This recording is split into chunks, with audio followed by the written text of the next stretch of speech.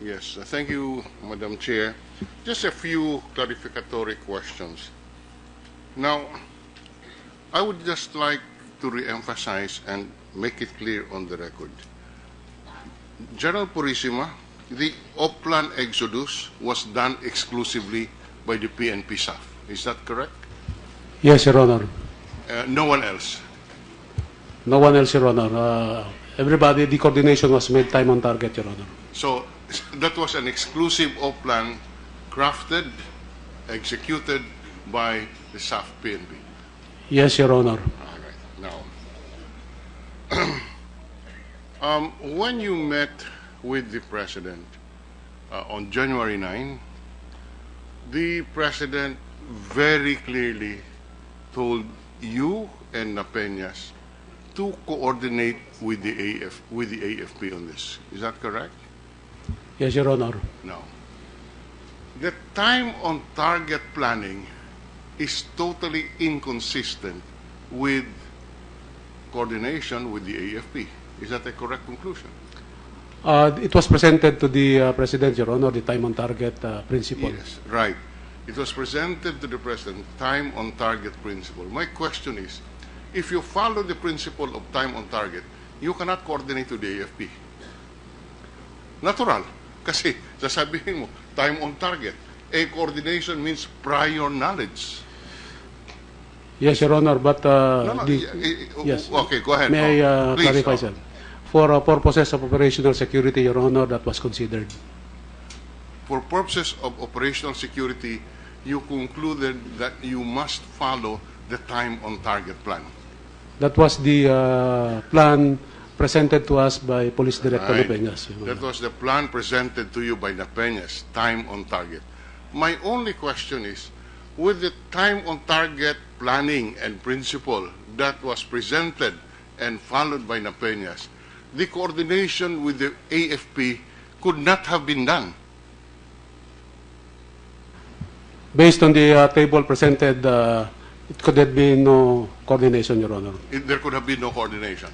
And therefore, when Napeñas insisted on time on target, he disregarded the instructions of the President that there be coordination.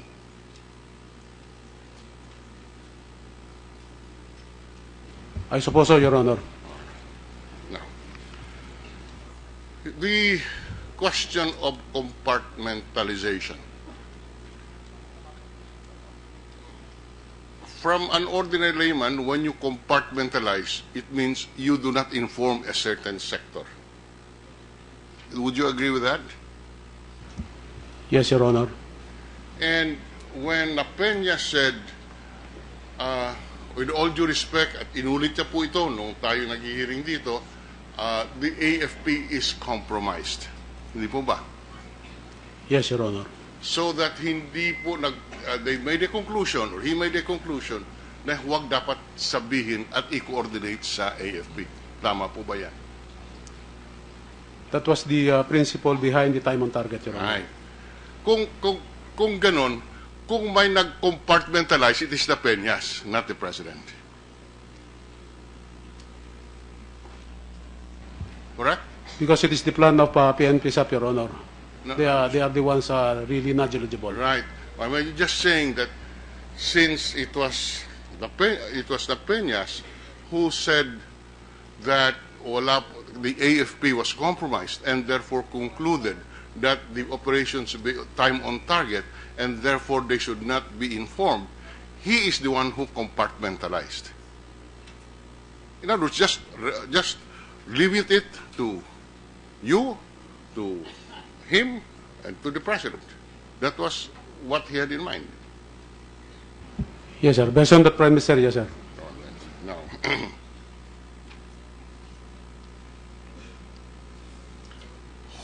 all right, may I, in ordinary course, OPLANs are approved by which authority?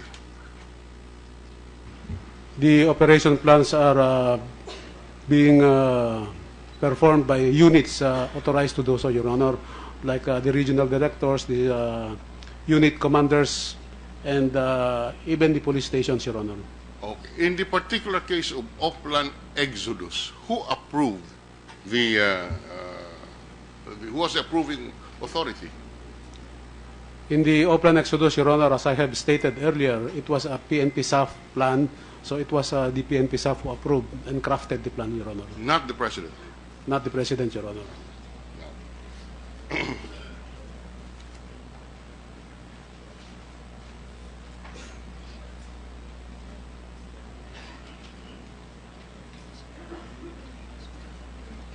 Isn't it a fact that the president was assured by the SAF that it had the support of the mechanized and artillery support?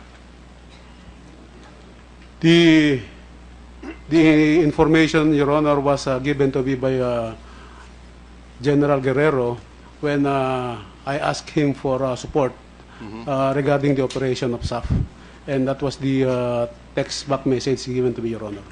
The text of 5:15 a.m., which you sent to the president, which basically said, Sir, good morning. For info, staff elements implemented O-plan against high-value target.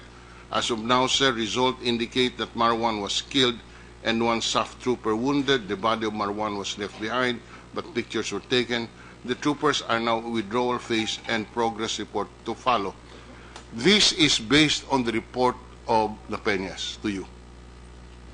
Yes, Your Honor, it was the telephone call at about 5:45 in the morning, Your Honor. All right.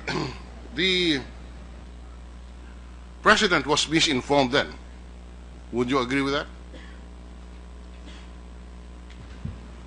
Kindly clarify the question, sir. What is misinformation? Well, because obviously the statement, the text of 5:45 a.m. is not exactly accurate as you relate to the president. Your Honor, there was no intention of incomplete, but the information was incomplete that time, Your Honor. Yes, there was no intention to mislead, but the information was incomplete. Is that correct? Yes, Your Honor. And this information came from the Peñas. Yes, Your Honor. By the way,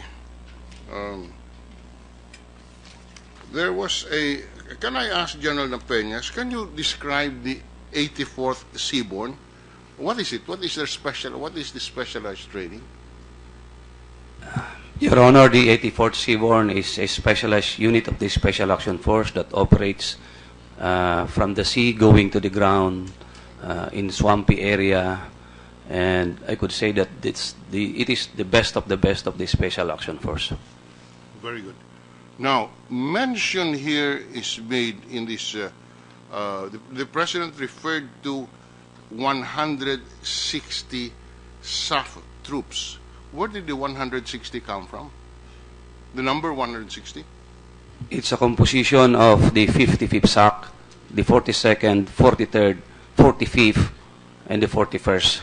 Those are from the 4th Battalion. When the start of the number is 4, that's from the 4th Battalion. When the start is 5, that's the 5th Battalion. So, but the 100. Did you brief the president on the number of seaborne personnel?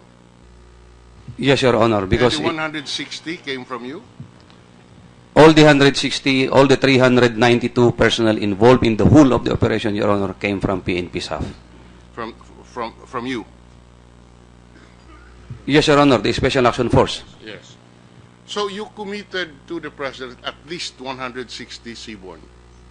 No, Your Honor. The seaborne is only 38 of them. Only 38 of them. Less yung the 2 intelligence officers, it's only 36. So how many seaborne were there involved in the fighting? 36, Your Honor. 36. So there was no. You did not commit 160 to the president. Your Honor, may I request that you repeat the question? I did not get it. I'm just referring to what was earlier read here about the president saying 160 SAF troopers. The 160 here figure came from you? No, sir, Your Honor. Where did it come from?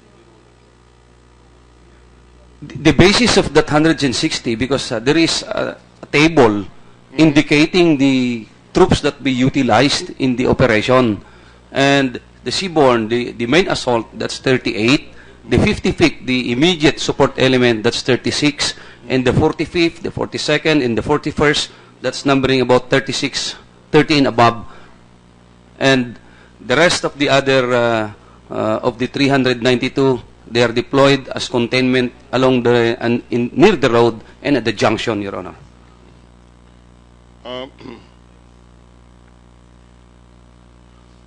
When did the President, General Purisima, know for the first time about the casualties, or at least the number, that there was a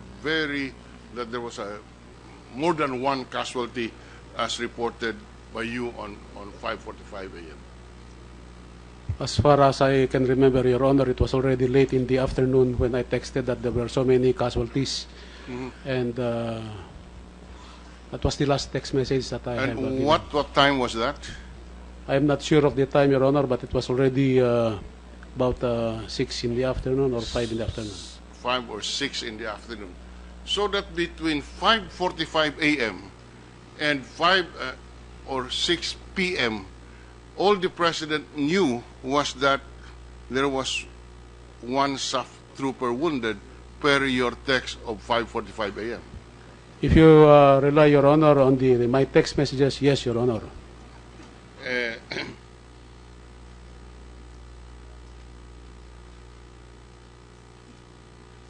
So that he could not have issued any order to prevent a slaughter, because there was no slaughter.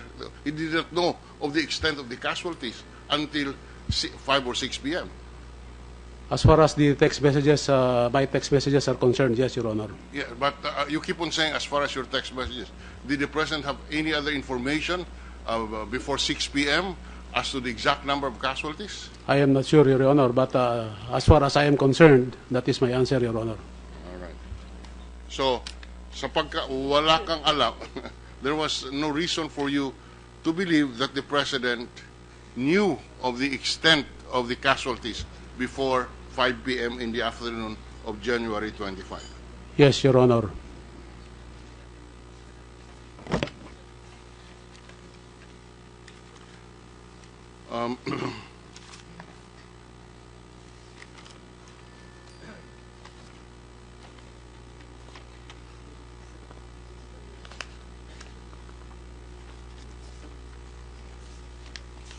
Can I ask for 1 minute suspension just to go over my notes?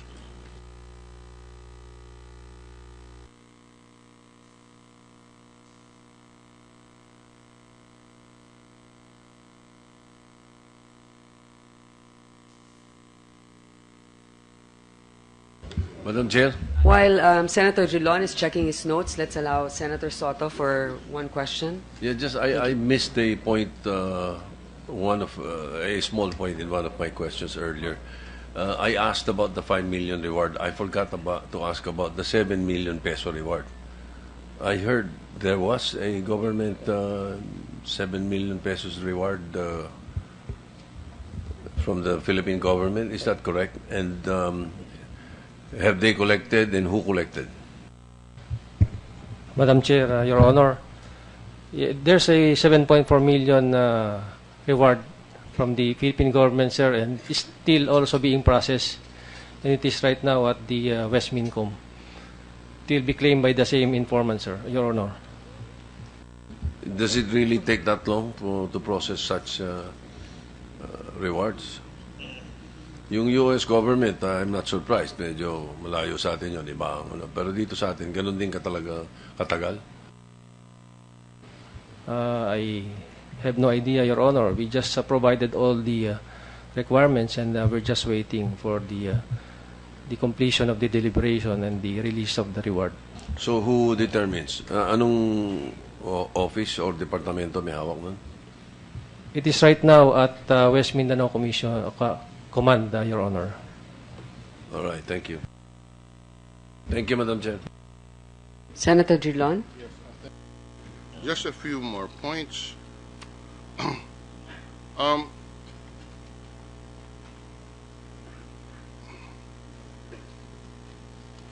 mention here was made about the time frame for the operations that you set, General Napeñas. Initially, it was between January 20 and January 26, 2015. Is that correct? Yes, Your Honor. And you did not inform anyone, not General Purisima, not the President, of exactly when you were going to execute. No, sir, Your Honor, because there's a window that we do the operation Just within answer. that window. Yeah, you did not inform anyone.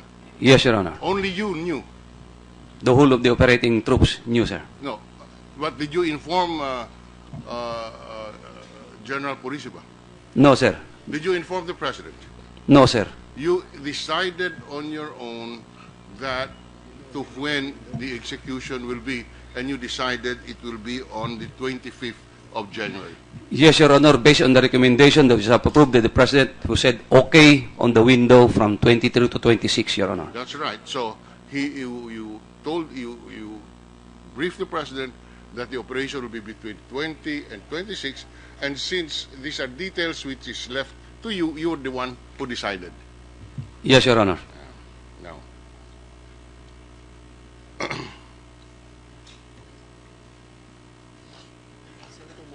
Yeah. Okay, thank you.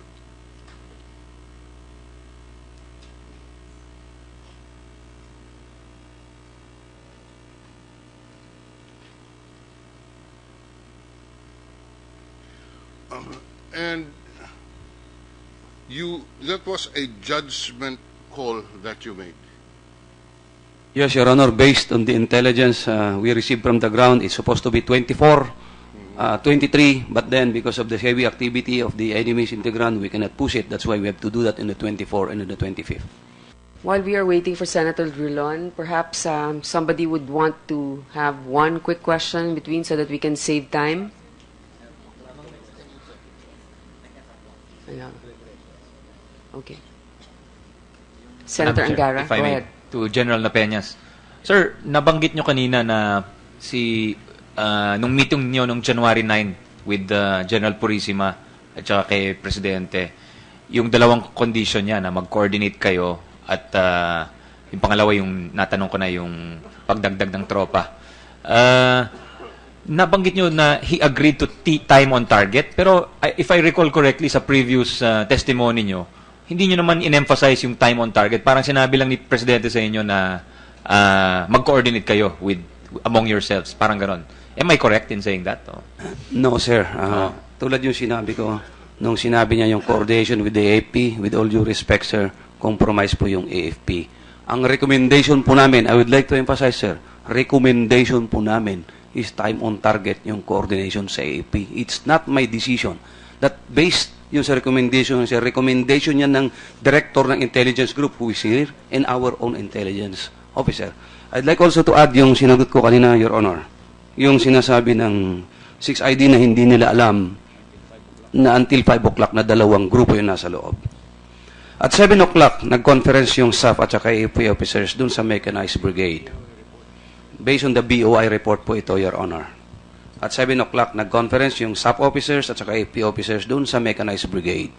After the conference, nakalagay po dito sa BOI report, minutes after the conference, Del Rosario reported the plan to Pangilinan as discussed during the emergency conference. He sent a message to Pangilinan, Sir, Superintendent Mangahis updated me sa operation nila. 2 groups nila were still inside Barangay Tuca, engaged in sporadic fires with lawless as of now. My plans are, 1. Move mechanized to control highway and Mamasapano, 8 armored vehicles. Insert mechanized and DRC to augment PNP at SAF extraction point and to provide supporting fires sa pin-down SAF. 3. Utilize 105 artillery to disrupt lawless firing at SAF pin-down as of now, about 500 meters from SAF position. Request guidance. Malinaw po yun na dalawa yung grupo na nasa loob doon sa text message ni Colonel De Rosario papunta kay General Pangilinan po. Okay, now, Senator Drillon, please go ahead with your questions. General Napeñas, you were the one handling and directing the operations in Maguindanao area on that day. Kayo po, hindi po ba? Yes, sir, Your Honor. Kayo lahat. Hindi man si General Purisima, hindi si Presidente, kayo. Yes, sir, Your Honor. Ako po. Kaya hindi naman totoo na ang Pangulo ang siyang nag-utos siya ang nagbigay ng instructions, na siya ang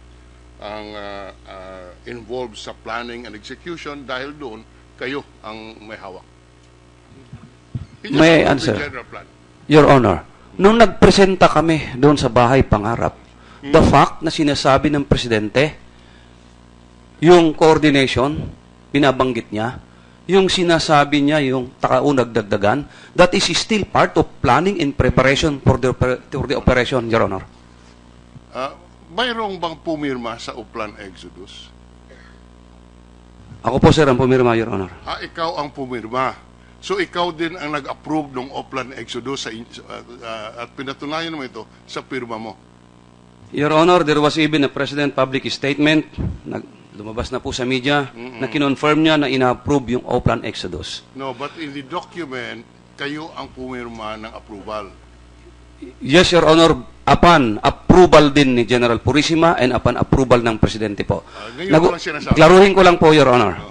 Yung intelligence packet nag-umpisa kay General Purisima, ibinigay sa akin. Hindi nag-umpisa yung trabaho sa SAF. So, ibinigay yung trabaho, ginawa namin yung trabaho, i-present namin kay General Purisima yung operation plan. Ang sabi niya ni present namin, go, this is a go, but I have to tell the President. Yeah. Opo. Tell the At ganun, President, yes. Opo. Ganun nga po ang nangyari. That was the first plan, yung Terminator Can 1. I ask now General Purisima to comment on this? Because this is not consistent with what you have told us so far. Your Honor, the intelligence packet came from intelligence group under police, then police senior superintendent, now police chief superintendent Fernando Mendez. It was the intelligence from their agent who was able to pinpoint the location of our target personalities.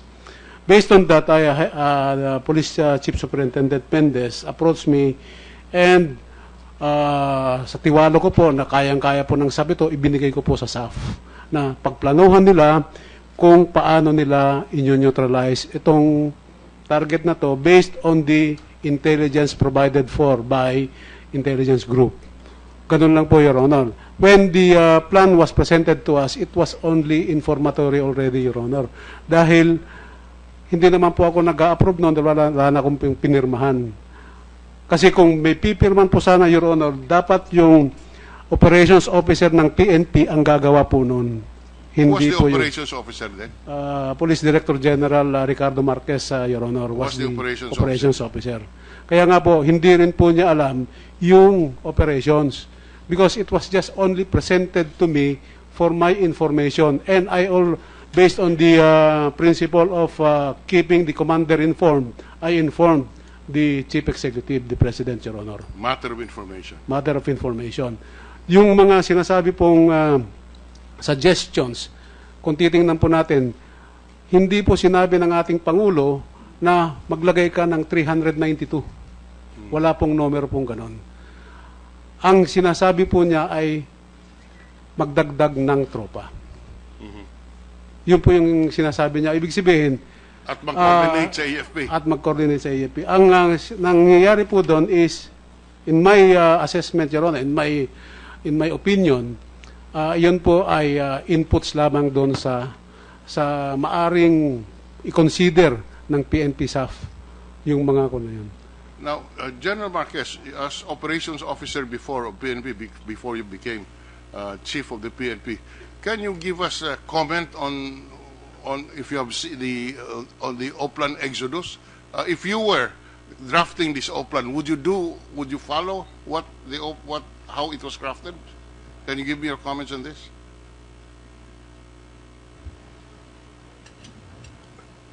Madam Chair, Your Honor, as I've stated earlier, if it were submitted to NHQ PNP and the inputs of the day staff were solicited, we could have suggested that the primacy of the peace process was be considered, because in the BOI report, Your Honor, the peace process was never considered in the planning process. Number two, Your Honor, I would have insisted the conduct of a full-scale contingency planning, Your Honor. Contingency planning. Would that include criteria for on whether or not the operations will be aborted at any given time? The contingency planning, Madam Chair, Your Honor, would essentially talk of the following things. The scenario would be debated by the planners. The courses of action would be listed. The equipment and other resources to be used to make sure that those action plans are carried out. And lastly, Madam Chair, Your Honor, the putting up of a decision-making mechanism for those contingencies to be put into operations, Your Honor. All those are not in Oplan Exodus? Based on the report of the Board of Inquiry, Madam Chair, Your Honor, those are one thing in Oplan Exodus. It was one thing. Now, was there a plan to, was part of the planning contingency to abort under certain circumstances? Madam Chair, Your Honor, I think it's very clear in the report of the BOI that there was no abort criteria. In other words, talagang dire-diretso rito, walang abort-abort ito. Titirahin natin. Madam Chair, Your Honor, I think it is also clear in the report of the Board of Inquiry. Okay. So that's all. My time is up. Thank you. Thank you. Senator Drillon? Executed by the SAF PNP. Yes, Your Honor. All right. Now, when you met with the President on January 9, the President very clearly told you and Napeñas to coordinate with the AFP on this. Is that correct? Yes, Your Honor. No.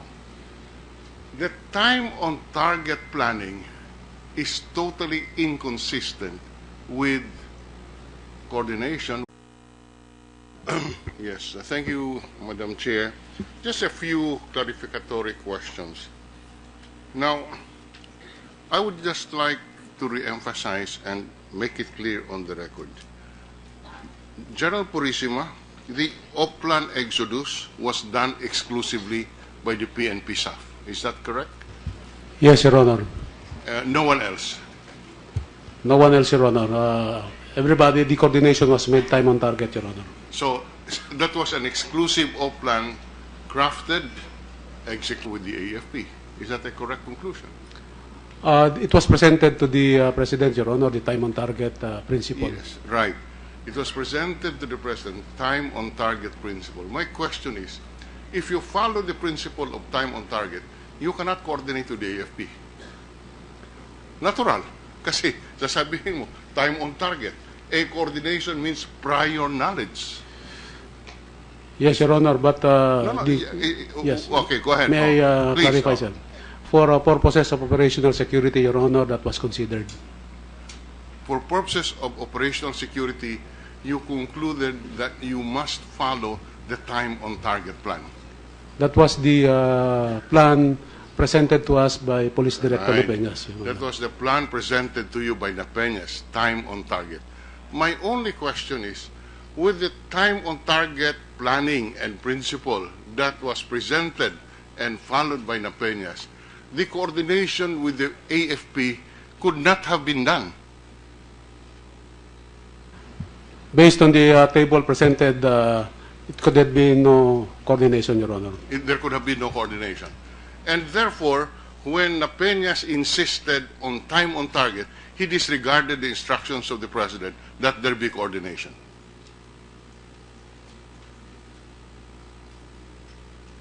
I suppose so, Your Honor. Now,